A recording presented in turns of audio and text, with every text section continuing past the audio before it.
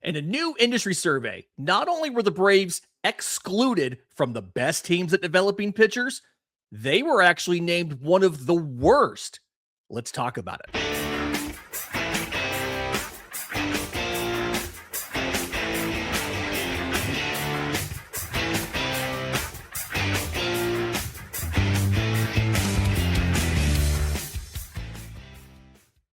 Yes, welcome on in to Braves Today, your daily source for news, notes, and updates on your Atlanta Braves. I'm your host, Lindsey Crosby, award-winning baseball writer and podcaster. You can follow me on social media at Crosby Baseball, and you can find all of our written work, bravestoday.com. That's the Braves Today Substack, as this is both a podcast and a newsletter. And I said "our" because those of you on audio, I am joined by Taylor Greenhut, contributor to Braves Today and Just Baseball. Because, Taylor, I want to talk about a survey that came out recently that we kind of both had some initial shocking reactions. Friend of the program, Lance Brodowski, he's a player development analyst for Marquee Network, which covers the Cubs, did an industry survey of 68 different MLB coaches and farm system executives and front office executives, asking who was the best and the worst at pitcher development and acquisition. And Taylor, the Braves got multiple votes as one of the worst. Now, they weren't the bottom. They were like tied for, what was this? Tied for, I can't do math in my head. They were tied for 10th with 5 votes out of 68 people polled, and every one of them could name 5 teams. But they got 5 votes for being one of the 5 worst at pitching development and acquisition. First glance, Taylor, what was the reaction you had to that survey and that graphic coming out? Yeah, I mean, you can see it in my tweet, but I just don't understand how, I guess, major league coaches and executives can derive the Atlanta Braves being not even a top 10 pitching development and acquisition organization, but below average. So I don't understand how you look in year out, every single year, at least 50%, if not 75% of our rotation is developed in-house. You had Charlie Morton out of that we brought in. You have now Chris Sale. I mean, I guess technically you could say Reynaldo Lopez as well, even though we transitioned him back to a starter. Right. So there's a lot of things that I don't fully understand, even after reading through the article, of how some of these people derived that we're a bottom 10 organization.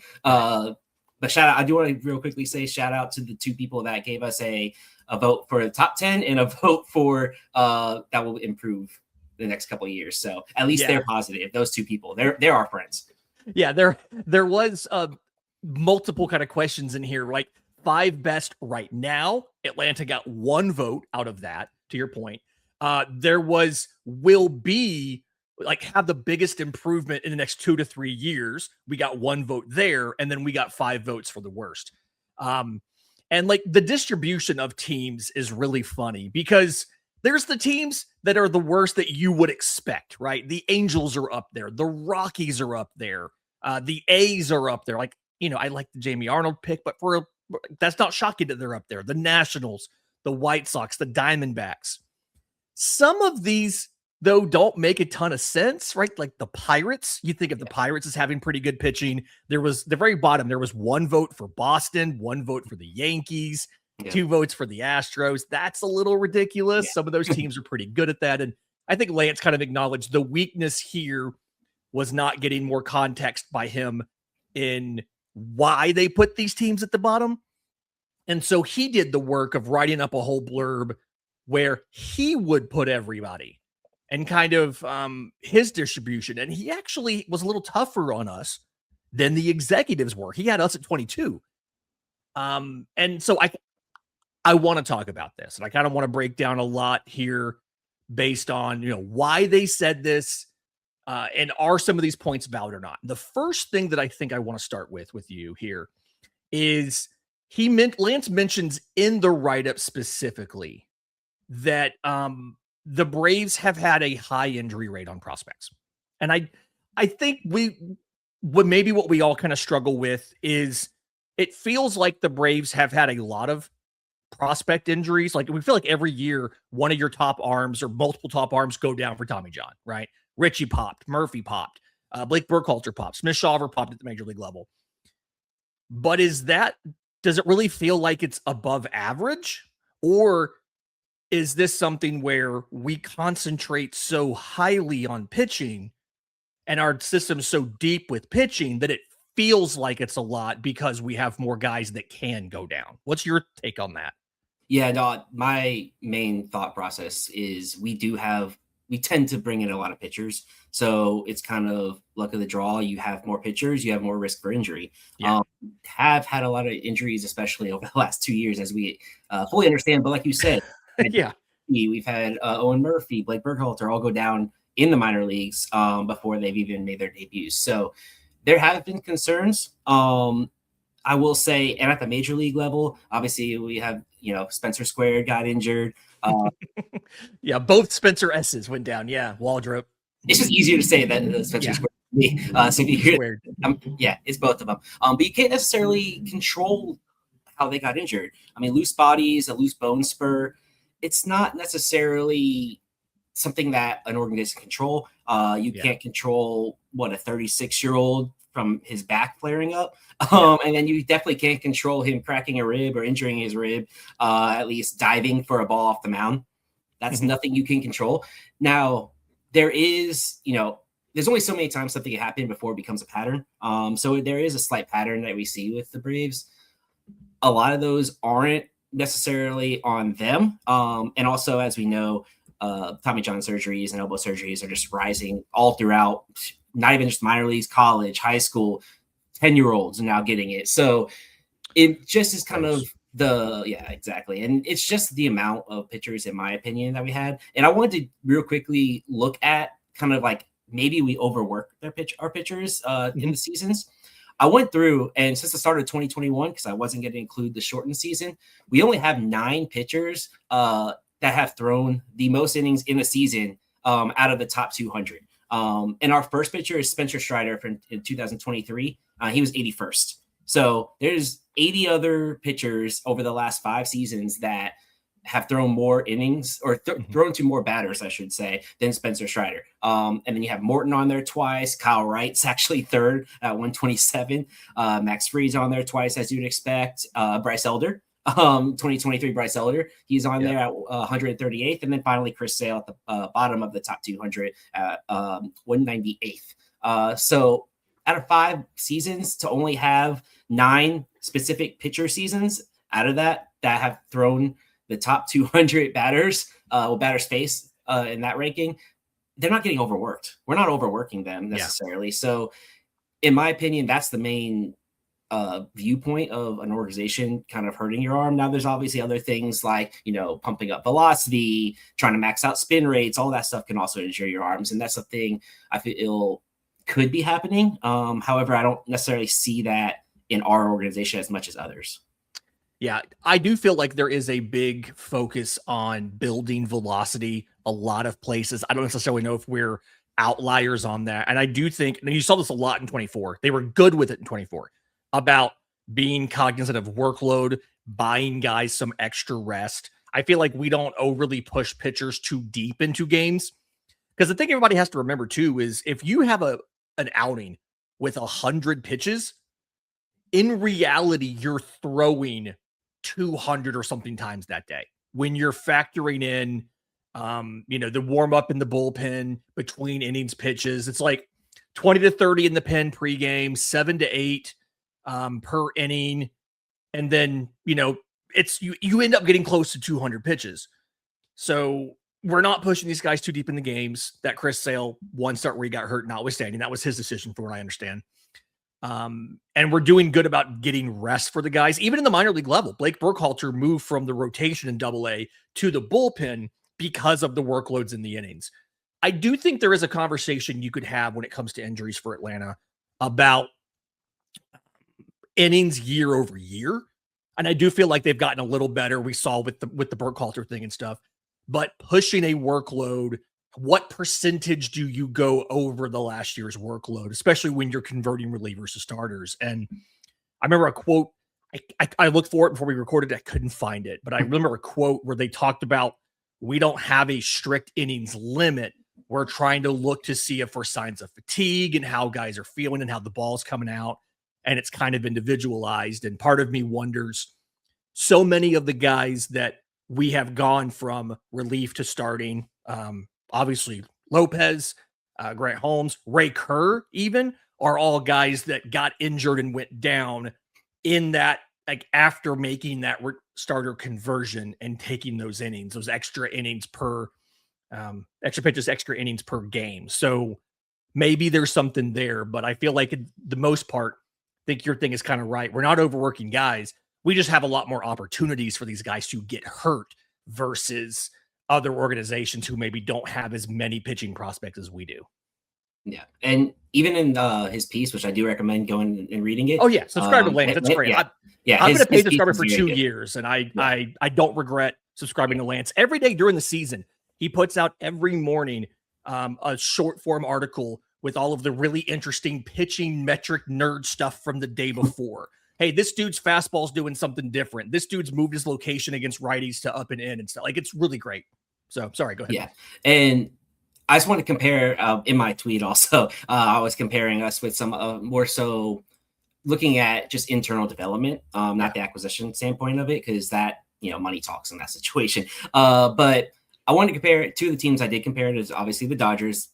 Everyone compares everything to the Dodgers, and then Detroit. And even in his piece, he acknowledges that the team that got the most votes by 10 or more to being the top organization, he acknowledges that they go through walk issues in the minor leagues. He acknowledges that there has been a lack of development of major league success arms. Now, you do have some that are exciting, like Emmett Sheehan, River Ryan, Kasperius and Dreyer. Yes. And it's still solid arms. I honestly think Sheehan's really, really, really good. But the rest of them, the jury's still out. And I know River Ryan is a top 100 prospect, but he's also 27 years old.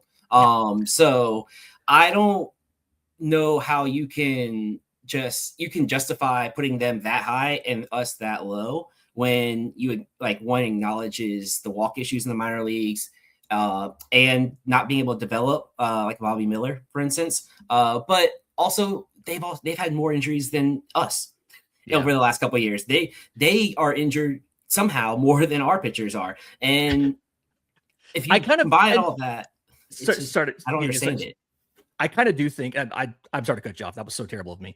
I kind of feel like that's almost connected, the walk issues and the injury issues, because they're self-selecting for guys who are maybe a little more injury prone than usual, but also who are going max effort all of the time. Mm-hmm. And I do think I do think that's something a little bit, those things are connected. Mm-hmm. And so they're not they're just, hey, and you see it at the major league level with their rotation too. Like, you just go all out as long as you can. And if you can't make a start, we'll cover it because we have 10 dudes behind you who all have filthy stuff because we're all going max effort and 99 pitches of the 100 we throw in a game. I feel like that's an issue too. I do want to get into the actual development stuff. Let's take a quick break. When we come back, I want to get into some of the specifics of the player development, because I do think Lance has some good points about how we're maybe a little bit behind a lot of other organizations. We'll do that next, right here on Braves Today.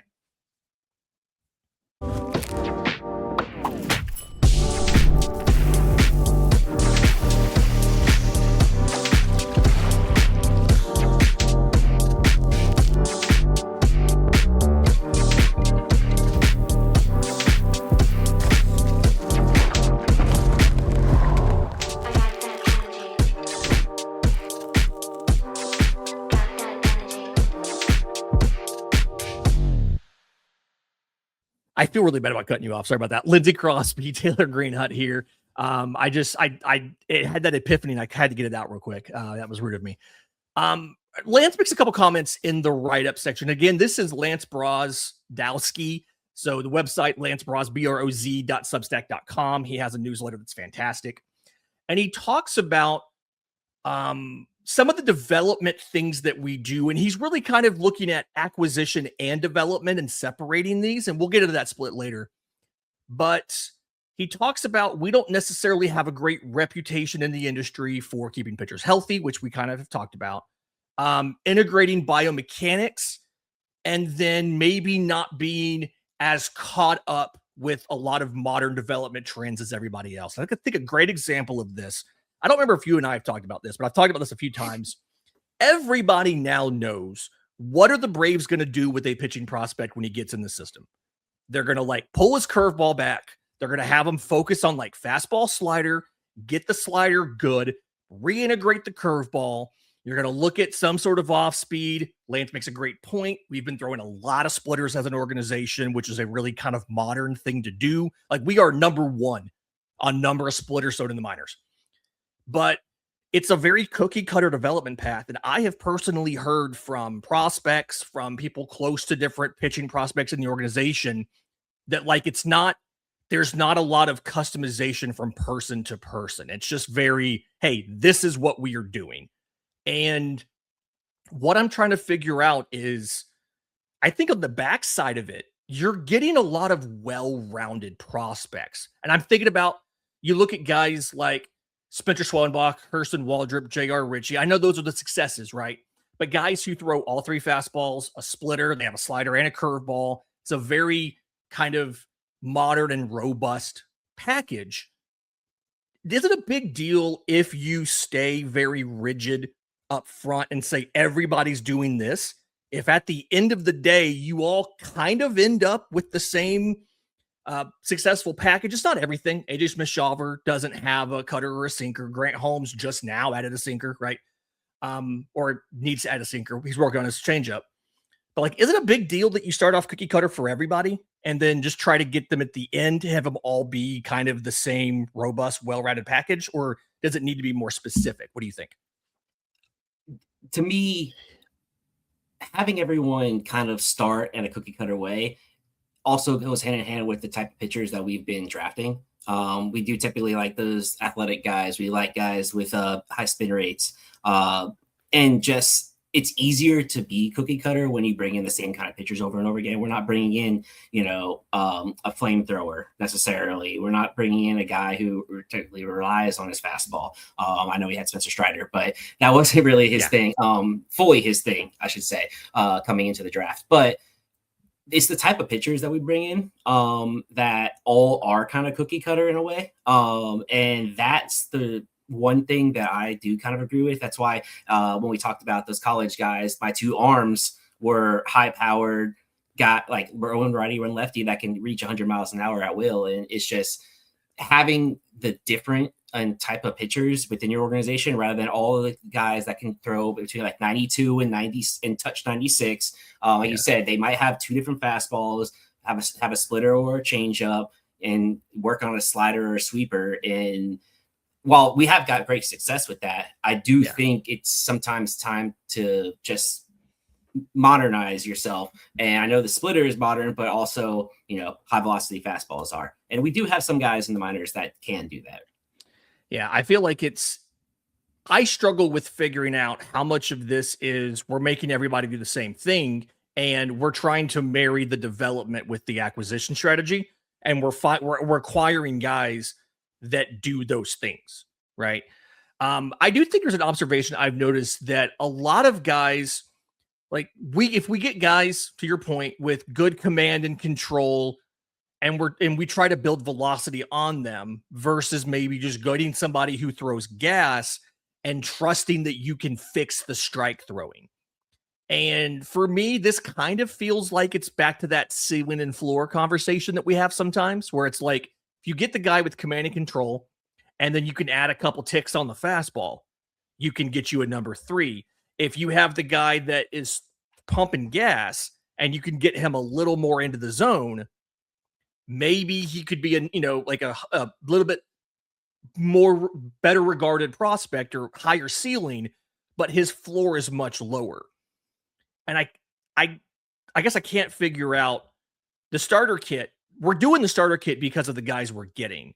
And I think to your point, I think we need to be a little more diverse in the type of players we're getting.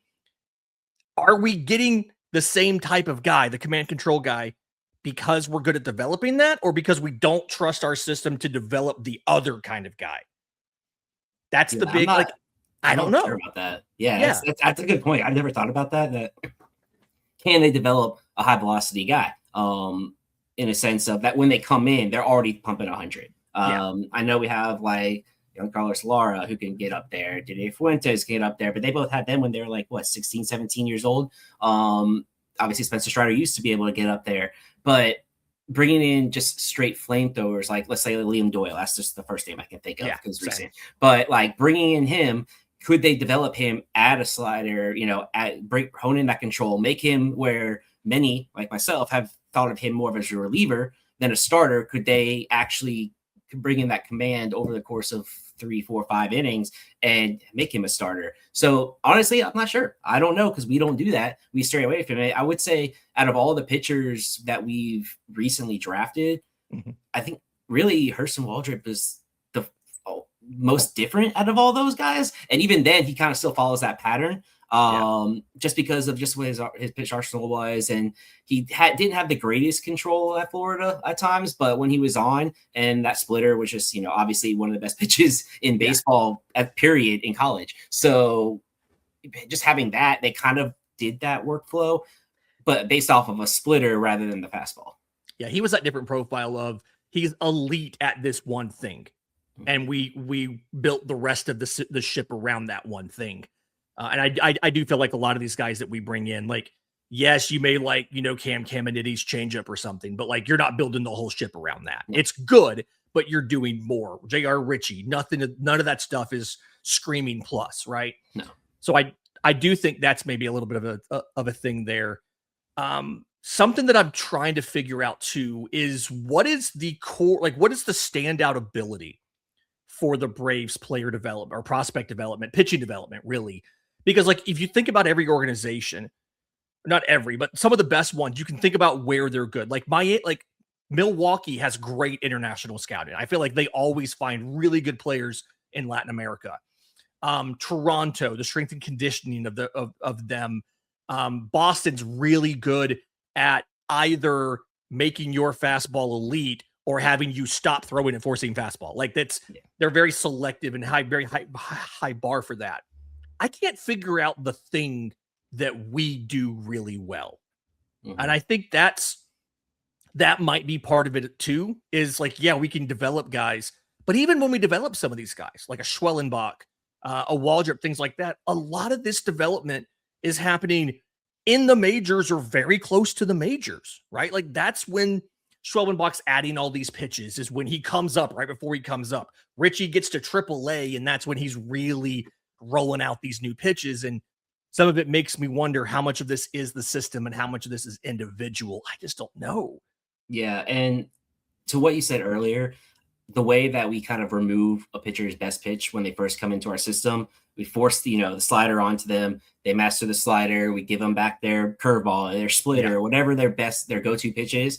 I do think the way the Braves develop pitchers, they don't care about wins and losses. They're not caring about their ERA even. They're not caring about their WHIP. They just care about mastering their each pitch and maximizing their arsenal. And to a point, that's why a lot of our pitchers don't get ranked highly, because when you look at someone's stats and you see like a 5 ERA in AA, you're like, I can't rank them in the top 100 unless they had priors that validated that. So but I think that does kind of hinder sometimes, because if you can't master, say, that slider, and they've taken away your curveball and that's like your go-to out pitch, you might struggle for a while. And if you keep struggling, obviously baseball is 75% mental, and that can help ruin someone. So it does pump out the Schwellenbachs of the world, the J.R. Ritchies now hopefully of the world, but it also can hurt some guys in the minors. And I feel like I think we need to expand the development necessarily. Quick little plug for tomorrow. I have a guest coming on tomorrow to talk about some of the lower level prospects in the system and what they did last year. And we get into a little bit of this exact conversation about like the Braves prioritizing development even in games versus stats and results. So it's kind of fascinating aside that we have in that chat tomorrow. So make sure you're here on Friday. And in just a second, let's talk about the development and the acquisition, because Lance kind of gives a split in here of how much you should value each one. And I kind of want to get your thoughts, and I want to share my thoughts on what's more important. Getting good players, developing players, they obviously have to work together, but what should that divide be? We'll talk about that next, right here on Braves Today.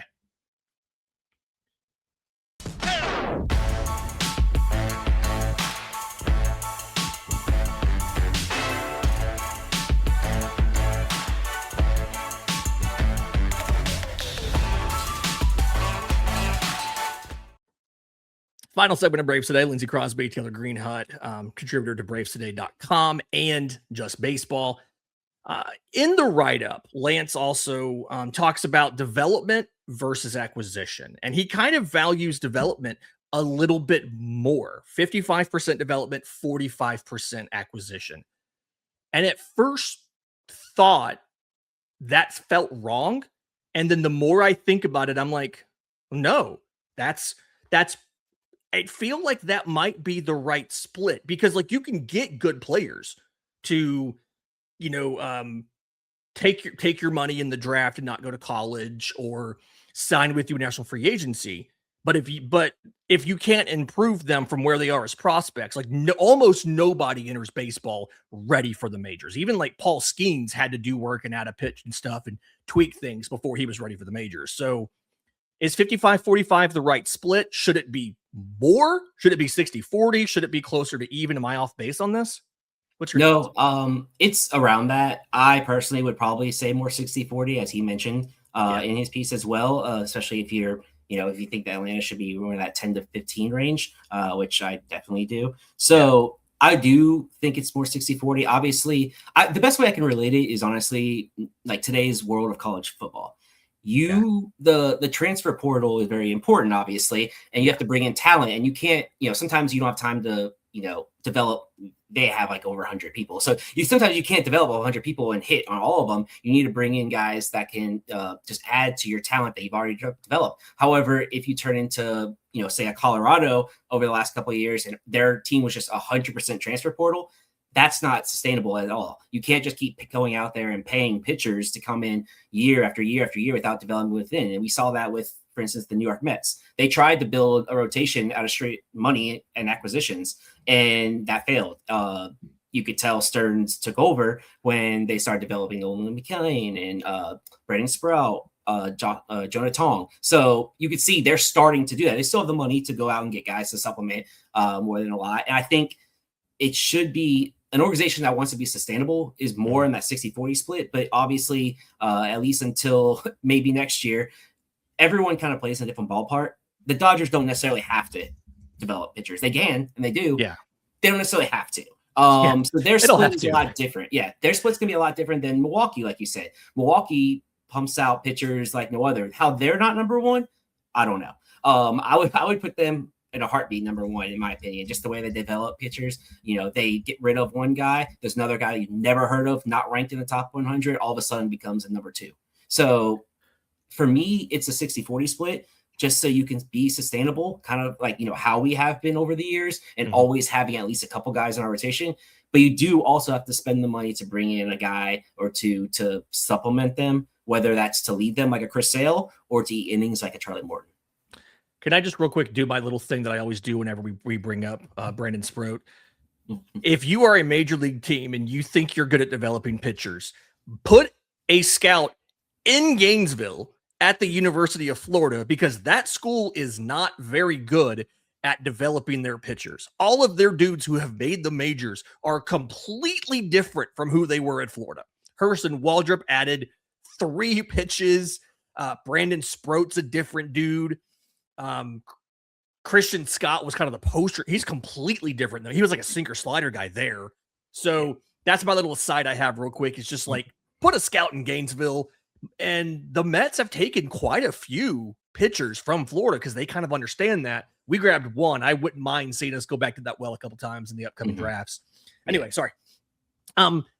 Yeah, I think 60-40, I could be convinced 60-40. And I think that whole thing there, I mean, I don't really have a lot to counter what you said. I think you're 100% right on that. I can't really argue any of that there. I guess my other thing too is how much with the Braves should we be discounting the fact that when you are acquiring pitchers, pitching prospects, the Braves are usually, not this year, but usually pretty far back in the draft. And so if you get a college arm, you're getting the sixth or seventh best arm in the draft, right? We were like the Cam Caminiti thing where you got the number one high school lefty in the draft. That's not common because you were picking in the 20s.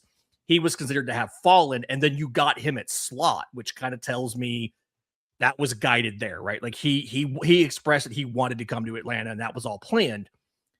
But like, how much should we be adjusting for the fact when it comes to acquisition is like, hey, we're not necessarily getting the top tier talent because of where we typically draft. Like, is that, should we be counting that? Or is that something where like you can find good players anywhere in the draft in the first couple rounds as long as you scout well? Yeah, and obviously MLB drafts like no other. So it is tough sometimes when like a Cam Kennedy was, I think, number 3 overall pitcher in the draft, and he fell to us. Hurston Waldrop was projected to go in the teens. He fell to us. Yep. So there's different situations, obviously. Yeah. There is something to say that we've never, been able to draft a Paul Skeens. We've never been able to draft the guy at the top of the draft, even a Jamie Arnold type. Like we always have to figure it out on our own. And our process, whether you agree with it or not, every single year is typically, undersaw at the beginning and then focus on either some prep arms later on, which we did last year with Briggs McKenzie. Yep. But we also have a sweet spot, which I think our expertise is those 2 to 5 round college pitchers. That's where we found, both Spencers. That's where we found different guys who have, blossomed into something good. And a lot of those, they're not as looked at. They're the athletic guys that, do solid in college, but they're not, up for the golden spikes or anything like that. They're not, blistering the world. They're from a Nebraska, who probably didn't even make, I don't even know if they made the regionals that year. I don't know. No, actually, sure. I think they may have made regionals, but they didn't get out of regionals. Yeah, exactly. So it's, finding those guys that aren't the big name highlight pitchers and developing them into, before his injury, Spencer Schwellenbach was probably rated a top 15 pitcher. My friends over at Just Baseball ranked Chris Sale and Spencer Schwellenbach as the 10th best duo, I think it was. If I'm mistaken, I apologize to my friends over there. But they're totally watching right now. Yeah, they're totally watching. I know. But he's at least a top 20 arm in all of baseball when healthy. Yeah. So same thing with Spencer Strider before he went down again. So we've seen that these mid-round, I want to call it mid-round. I know this 20 rounds is technically still towards the top, but that 2 to 5 range when we're not getting the highlights of the draft that turn into highlights of the draft. It's always flawed players a little bit there. It's not like it's not like slam dunk picks. And something else that I've noticed, I was going back while you were talking, and I was looking at some of the recent drafts and some of those guys, is I feel like the Braves, maybe more so than other teams, are willing to go a little bit out of physical type on some of these guys. There's a lot of these pitchers who are like 6 foot even, which is traditionally considered a little small, like Herrick Hernandez from Miami.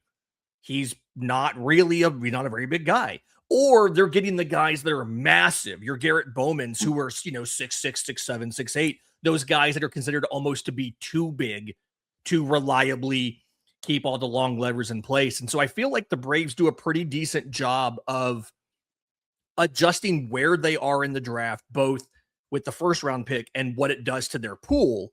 It's always a smaller pool, minus this year, to then try and find ways to get the best talent that they can by being open to the unconventional stuff. So I think at the end of the day, the question I have here is, it feels like we're both kind of know they're not a bottom 10 team. Do we think that they're a top 10 team, or do we think the Braves are like somewhere in the middle because of the way they approach acquisition and they work around the disadvantages that they have because of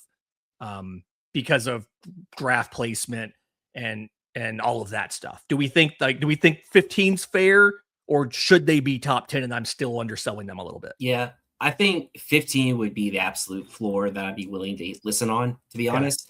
I'm closer to 10. if not right at around 10, 9 range. I didn't really dive in for all the teams and their processes, but I'm more closer to that 10 range. I just don't see how, the constant success that we've had year in, year out. We lose a Max Fried. We all of a sudden, yes, we have Chris Sale, but both Spencers when healthy are good. We've turned Grant Holmes into a capable 4. Reynaldo Lopez, when he was healthy, was a 2. That's surprisingly enough. I'm not saying he's going to be a 2 this year, hopefully, but I mean, never know. You never know. Never know. And then like Hurston Waltrip's turnaround, AJ Smith-Strawber was shoving before he went down. So there is something to say about the consistent injuries, or not injuries, I should say that too, but the consistent starters that we've been able to develop. Bullpen, yes and no. It's been hit or miss. I mean, obviously Dylan Lee was a great find and a great development story. I mean, AJ Minter was great when he was here. Tyler Matzik. So we've developed those kind of arms too, but more recently over the last like year or two, we've probably needed to do better in that area. I think those arms are coming, but they're not ready yet. So we've needed to go outside the organization. I think the biggest area is that we're lacking is in the acquisition market. We're not necessarily going out and always supplementing pitchers. I know that's a big story right now with not supplementing starting rotation. I have my thoughts on it. I will have a piece coming out on it, either with I don't know which place, but eventually I'll have my arguments. But we haven't gone out and brought in a lot of talent. We were relying on a lot of in-house talent when we could make it easier on ourselves and just go get an established player or two to fill those, and not just a Martin Perez type guy who can just stick in the rotation maybe. But I'm also not saying go get Garrett Crochet. There's plenty of 2s and 3s that would be perfect with our organization, and over the last, say, 2-3 years, we're just not necessarily doing that. I know that time frame also includes Chris Sale, but outside of Chris Sale, we're not really doing that. So I think if we're going to be lacking and you want to push us down the board a little bit because of acquisitions, I'm willing to listen to that. I do think also, not to bring it kind of back full circle, but I do think too, when you touched on the point of the guys that they're getting when they acquire prospects, and they're getting guys who are maybe floor over ceiling. We think about like a Richie. We talk about Richie's probably, going to cap out of the 3 or something. I do think that's some of it too, is you almost are forced to shoot for top of the rotation ads when you're looking to make trades and things, because you're not developing those types of players. And Schwellenbach became that. Strider, when he was healthy, became that. I don't think you necessarily were able to count on that when you brought them up. I don't think anybody thought Schwellenbach would be a number 2 pitcher in baseball when you brought him up. And a couple of years ago, the Braves felt like they were really good at knowing when to cut bait on a pitching prospect. I'm thinking about like the Olsen deal, the Murphy deal. Like, you got rid of Jared Schuster, Ryan Cusick, Joey Estes, like Freddie Tarnock. Nobody's asking to get those guys back. And I think the last time you traded away a pitcher that we really regret losing was maybe Adam Wainwright. Like, that was the first name that came to mind. Adam Wainwright. I was like, there's got to be someone else recently, but I don't know that you really regret. In a sense. I think that's the first name that pops in my mind. I think it's something like the Braves have been really good at that in the past. And right now, to your point, you're kind of in a weird hole because you had those injuries in the minors. And so it kind of it delayed away from getting here. Ideally, J.R. Ritchie would have been in the rotation last year. Mm-hmm. And so you're trying to convert these relievers. You're trying to do stuff. You're trying to shoot for a top of the rotation ad, but you have to make a top of the rotation ad because you're not building those guys in the minors versus another, like the Mets. You mentioned the Mets with David Stearns. They've got guys who project to be top of the rotation arms, right? And I mean, Nolan McLean's on Team USA, like for the DC, because he's projected to be such a high caliber arm. So I do think that's maybe, this is all connected, is what I'm trying to say here to everybody who's listening. But I do think, like, if you were building top of the rotation arms, you could say, hey, that guy's going to be here and he's going to be pretty cheap. And so we're going to go sign a solid number 2-3 guy to sit there. He can start game 3 of the NLDS if we need him to. We're not going to have him game 1, but he can start game 3. We're perfectly fine with that. That's kind of you can't go make those signings because you just end up not having a top of the rotation arm. And that's kind of why we're in the hole. Hopefully this is something the Braves can fix. We both know, everybody in the Discord as well knows, They watch and listen to Braves Today. They read Braves Today. So hopefully now they've heard this from us. They'll start adjusting the draft. And I do think moving on from Paul Davis, at the time, it didn't make a lot of sense to me. But the more and more I think about it, and the more I think about how a lot of the prospect growth, pitching prospects, happened adjacent to the majors. Like Hurston Waldrop wasn't throwing a sinker until Sean Murphy told him to do it. Why is Sean Murphy having to do that in AAA? Right? Yeah. I think some of that kind of helps explain, okay, the Braves made a change here because they saw things like this that we're just now catching up on. So as always, they're smarter than us, Taylor.